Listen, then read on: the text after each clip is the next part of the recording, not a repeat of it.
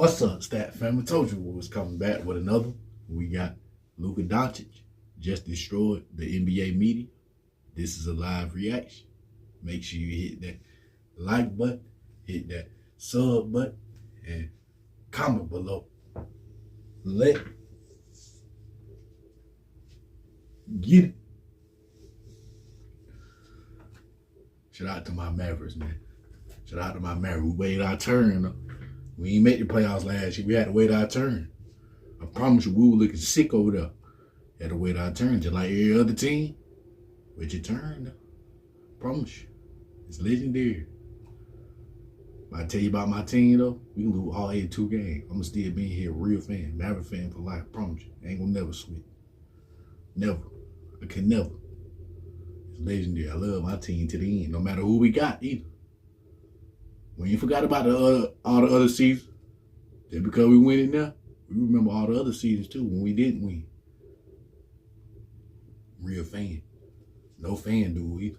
Promise you. Let's get down to it though. Shout out to the Don. Shout out to Kyrie. Shout out to the Mavericks. We salute you, Mark Cuban. Keep your team where it need to be at. Let's get down to it though. Maverick fan for life.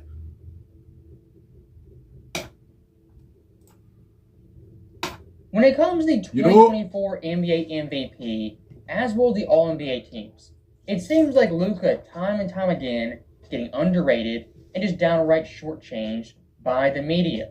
And looking at this week alone, the LUKA takes I've seen have been absolutely disgraceful. Who are your two guards, first team All-NBA? Oh, Shai Gilgeous-Alexander. but here's the deal. You don't have to limit it to two guards. It's positionless. But if I had to go to Positionless. Anthony Edwards, if I had to go to Anthony Edwards and Shai Gilgeous-Alexander Over Brunson? Over Doncic? and over Doncic, yeah, that would be second team. Whoa. Yeah. Yeah, y'all So just stopping playing. it right there, when it comes to inside the Y'all acting NBA, and all shit. those guys are legends in their own right. But looking at Kenny Smith, a lot of his takes as of late, to me, prove he isn't watching basketball on a daily basis. As LUKA this year not being first team All-NBA after having his best season, that makes really zero sense. And if you want to talk from a team perspective, Dallas, they just clinched 50 wins and a top 5 seed in the West. And the icing on top of the cake, LUKA as an individual, 34-10-9 on 49% shooting, and from 3, 38%. I know voter fatigue is a real thing, but for LUKA Doncic, he's already got that before turning 26 years old. And Kenny having this take is just him being different for the sake of being different. And when it comes to SGA and Edwards, those guys have had great seasons. And I think Edwards, he'll be second team All-NBA, and SGA will be first team, just like LUKA. But comparing Edwards versus LUKA as individual players, All-NBA players, I mean, not even close. SGA, you can make an argument, he's had a better season than LUKA. I wouldn't buy it, but an argument can be made. And luckily for us, Kenny Smith doesn't actually have a vote for All-NBA teams or the MVP. And if he actually made this pick, giving some historical context, in league history, there have been 25 players who have at least 33 points per game. Out of those 25, only 2 players didn't make first team All-NBA. Those 2 players being Allen Iverson in 06, when his team went 38-44, Wilt Chamberlain 63, when his team won 31 games, and in 65, when they won 28. There's never been a player in league history who averaged 33 points per game and won 50 games that didn't make first team All-NBA.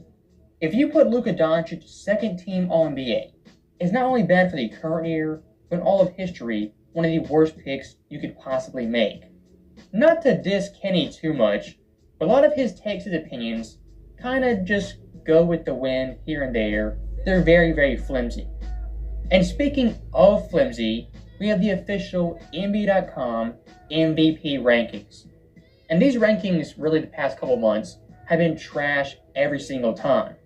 As around mid-January, someone like Tatum was ahead of LUKA on their list. And looking at their final ratings drop, number 1, Jokic, 2, SGA, and 3, Luka. Now, seeing that list, you might say, well, being third isn't really that bad, that disrespectful. And to an extent, you are right. But here's the thing. NBA.com just a week ago had Luka second, SGA third. Now, in a span of a week, what happened from Luka being second to now being third? Here's what happened. LUKA DONCIC, 33 points, 11 boards, nearly 10 assists, 48% shooting, 44% from deep, with a team record of 6-1. SGA, 27 points, 5.5 boards, nearly 4 assists, on 46% shooting after missing 4 games. Now, if I was a basketball novice, didn't know anything, I'd say Luka as an individual was a better player from March 29th till present day. There is no rational explanation for LUKA DONCIC going from second 1 week, playing great, then dropping to third.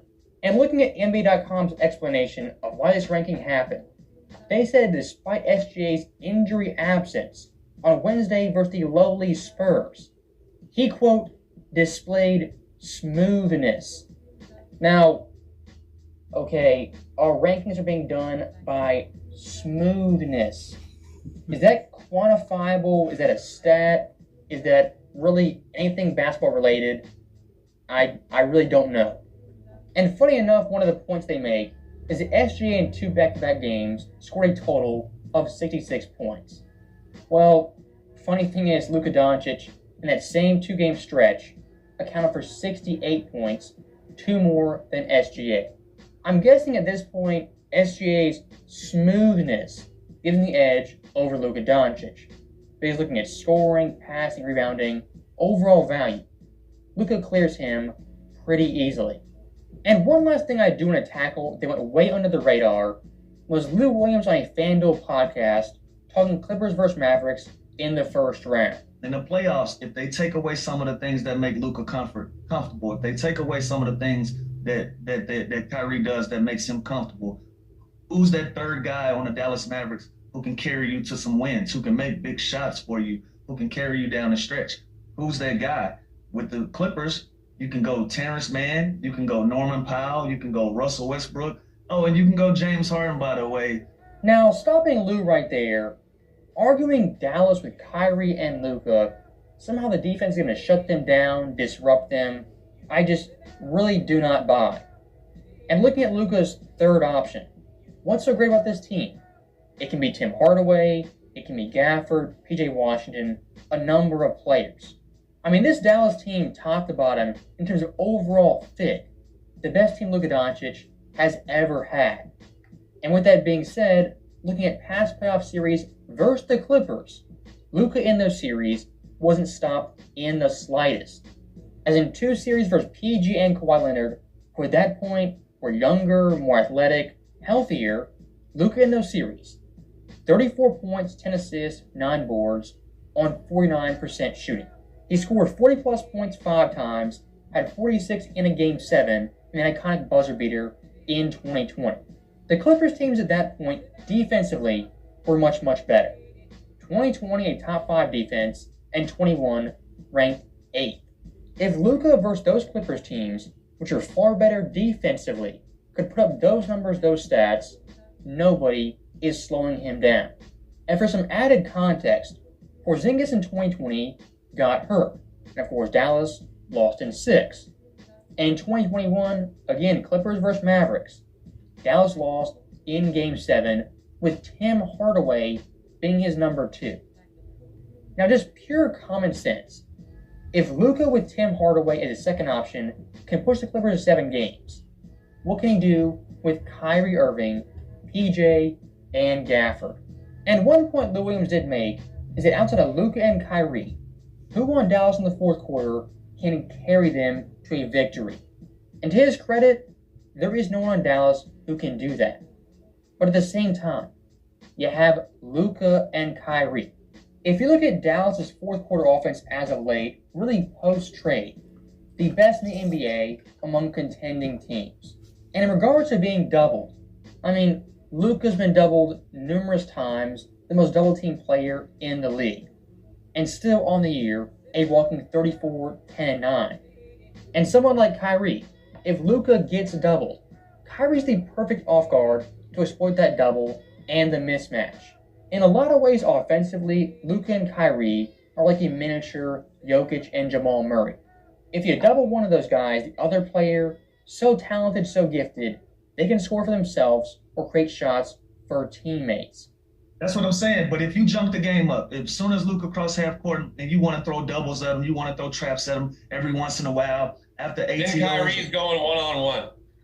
Right. But listen, now say we trapping Luka, Kyrie is going one-on-one. Now you're running the jump defense at him, you're swinging the ball to who? Like who's gonna be the guy? Yeah, that can work in a game or two, but for a series to think that Luka's gonna go 35 and 10 for a series from some of the world's best athletes, some of the best defenders that the game has got to offer, if Kawhi Leonard is back in that lineup.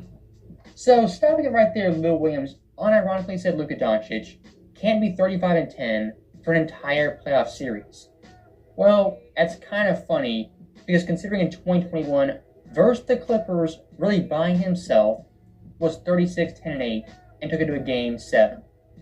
If Luka in that series can average 36, 10, and 8 with Tim Hardaway, Porzingis, Boban, and Finney-Smith, give him Kyrie, Gafford, PJ, his play versus the Clippers is going to be 10 times better and much more efficient.